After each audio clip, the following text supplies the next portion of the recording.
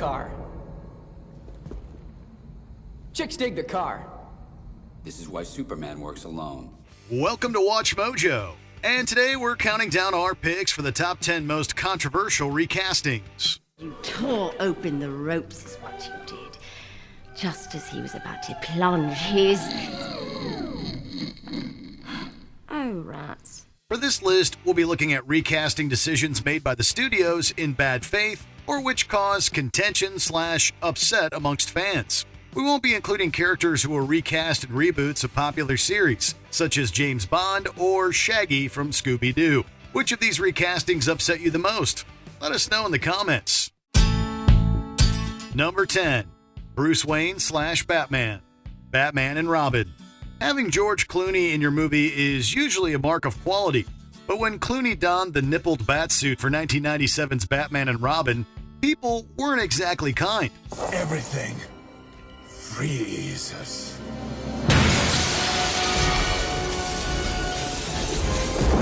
Hi, Freeze. I'm Batman. After the previous Caped Crusader Val Kilmer bowed out of director Joel Schumacher's follow-up to Batman Forever, Clooney, then best known as a TV star, stepped in. Maybe you'd like to meet them, Doctor. Cape Crusaders are going to help us auction off a prize diamond to raise money for Gotham Botanical Gardens. Just a few mammals doing what we can for the world's plants. While Clooney has the rugged good looks and strong chin for Batman/Bruce Wayne, his portrayal falls flat. But even the best actor of all time would have trouble getting through Batman and Robin's dialogue. I'll borrow it from you. 4 million. 5 million. That's a utility belt, not a money belt. 6 million. 7 million. Never leave the cave without it. Clooney himself has remarked on the film's poor quality, and both he and Batman have recovered from this momentary embarrassment. Why are all the gorgeous ones homicidal maniacs? Is it me? Enough. Sweet talk. No. First you're gonna tell me where Freeze is, and then you're going to jail. Number 9. Victoria Sutherland, The Twilight Saga, Eclipse. In the first two Twilight films, the vengeful and cat-like vampire Victoria was played by Canadian actress Rochelle Lefebvre. It's always the same inane questions. Who are you? What do you want? Why are you doing this? James, let's not play with our food. However, in Eclipse, Lefebvre was replaced with another, arguably more famous redhead, Bryce Dallas Howard. Howard had been offered the role previously, but reportedly turned it down due to it being too small of a role. You don't trust me. With my life. Just saying I'm it. doing this for us, so that we can feed without their retaliation. Lefebvre expressed her immense disappointment in the recasting, which distributor Summit Entertainment said was due to scheduling conflicts. She doesn't love you. Riley, don't let him do this to us. You know I love you. Howard is a great actress who did well in the part, but we still wish Lefebvre could have been able to complete Victoria's arc. Number 8. Marnie Piper, Return to Halloween Town. The first 3 Halloween Town movies are amongst the best Disney Channel original movies. Since even when I was good looking, I didn't have a chance of getting a date with you. The fourth one, Return to Halloween Town, is held in less than high regard. Released just 2 years after Halloween Town High, this installment recast the series protagonist, Marnie Piper, swapping out Kimberly J. Brown for Sarah Paxton. Come in. How's Zen? Hello? My name's Marty Piper. Brown was reportedly available and said she was disappointed to not reprise the role, which was blamed on a dispute between Disney and her reps. However, she spoke positively of Paxton. Invited you here to talk about you. Any questions about the school? Yeah, what's with the 3 style slaves that patrol the commons? Sinister Sisters. Well, I mean, they're a bit snippy, but... It's that kind of positive attitude and supportive nature that made Marnie Piper such a beloved character to begin with. Does it involve spiders? Grandma, I think it's time maybe we started your training. Oh, yeah. Number 7. Evelyn O'Connell, The Mummy, Tomb of the Dragon Emperor. Sometimes a recasting can make it painfully clear how important chemistry between actors is. Sorry, didn't mean to scare you. The only thing that scares me, Mr. O'Connell, are your manners. Still angry about that kiss, huh? Oh, if you call that a kiss. The interplay between stars Brendan Fraser and Rachel Weisz is one of the best parts of the first two Mummy movies. But for the widely maligned third installment, the character of Evelyn was recast with Maria Bello taking over for Weisz. So how did your book reading go? Oh, fine. Thank you. Until they asked me when will there be another Mummy adventure. Yeah, but you did promise the publisher a third book. I know. The American Bello's British accent is distracting, and she doesn't click in the role overall. There are many conflicting reports for why Weisz didn't return, including script issues, scheduling problems, and her not wanting to play the mother to a 21-year-old son. Son or no son, I gotta give him a beating. Get out of the way, Dad. That's it. As much as I'd really like you to teach him a valuable lesson. His mother would be upset, very upset. But considering Tomb of the Dragon Emperor's harsh reception, she's probably relieved she turned it down. Put it in your rucksack. Well, I think a better idea. Let's leave it here. I think it's a bit late for that. What's it say? He who disturbs this bracelet shall drink from the Nile. Oh, that doesn't sound too bad. Number 6. Clarice Starling, Hannibal. Dr. Lecter, whose head is in that bottle? Why don't you ask me about Buffalo Bill? Do you know something about him?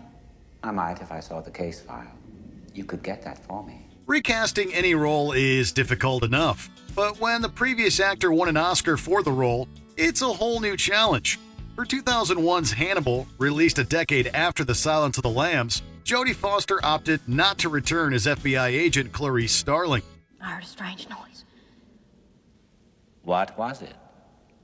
It was screaming. Some kind of screaming, like a child's voice.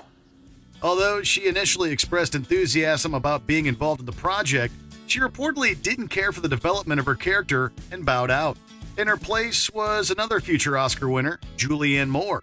Your profile at the border stations has 5 features. I'll trade you.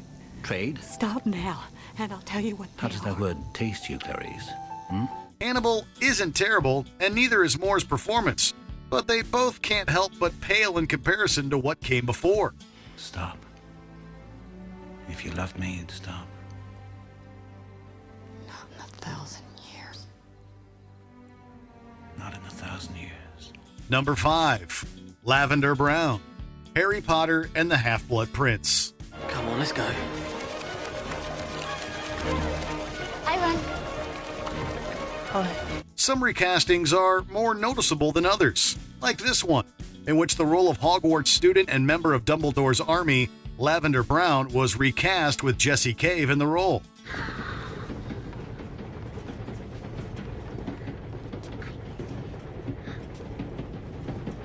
Lovely.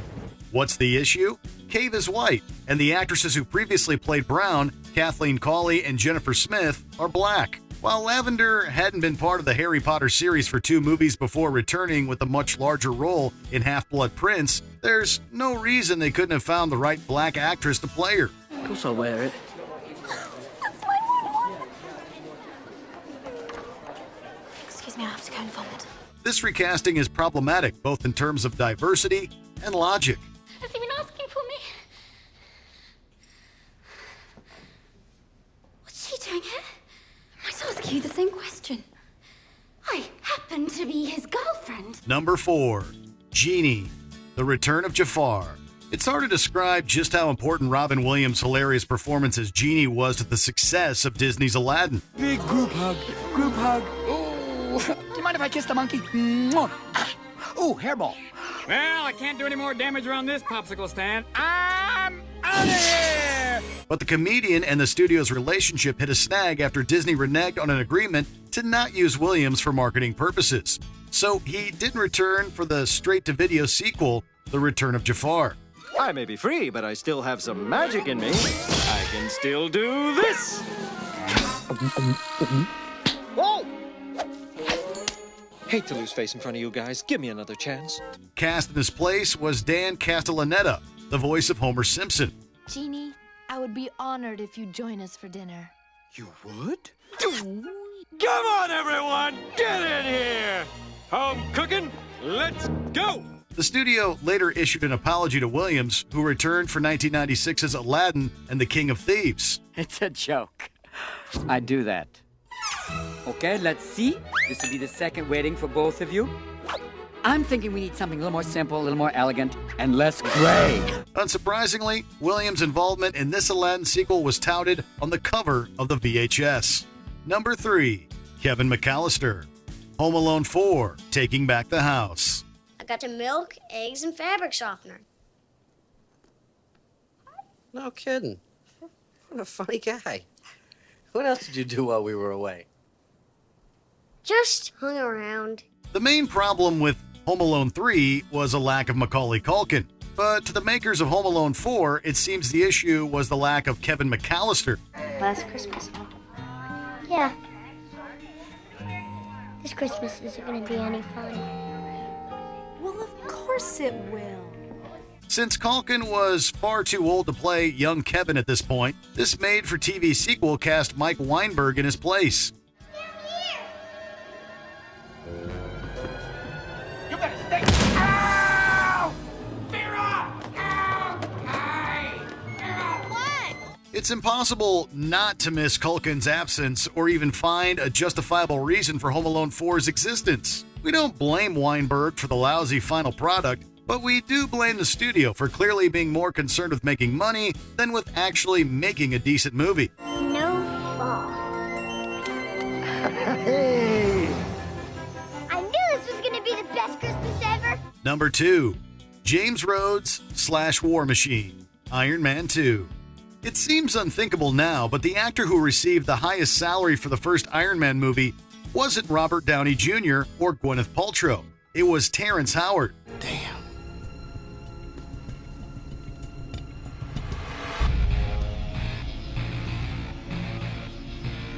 Next time, baby. The Empire star played Tony Stark's friend and military man James Rhodes, who suits up as War Machine in the sequel. But Don Cheadle took over the part. There are multiple reasons given for Howard's departure, including a significant pay cut for the sequel, as well as dissatisfaction with Howard's performance from director Jon Favreau. You kicked ass back there, by the way. Thank you, you too.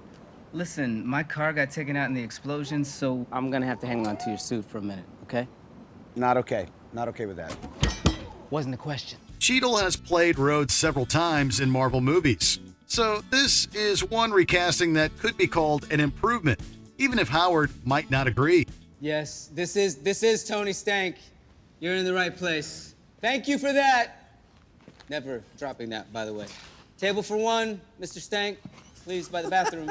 Before we continue, be sure to subscribe to our channel and ring the bell to get notified about our latest videos. You have the option to be notified for occasional videos or all of them. If you're on your phone, make sure you go into your settings and switch on notifications. Number 1, George McFly, Back to the Future Part 2. When you first saw the second Back to the Future movie, did you assume Crispin Glover had returned as Marty McFly's father, George? I can't let him think I'm chicken. You're right. Well, you're right. About 30 years ago, your father tried to prove he wasn't chicken. Well, he had, sort of, but not with Glover's consent. Due to a pay dispute and reported creative differences, Glover stepped away. That accident caused a chain reaction that sent Marty's life straight down the tubes. If not for that accident, your father's life would have turned out very differently. The man in the Rolls Royce wouldn't have pressed charges, Marty wouldn't have broken his hand, and he wouldn't have given up on his music. But director Robert Zemeckis, known for his ingenuity with special effects, made it seem like the actor had never left. Using archival footage of Glover and donning actor Jeffrey Weissman in prosthetics, Zemeckis pulled off an impressive illusion.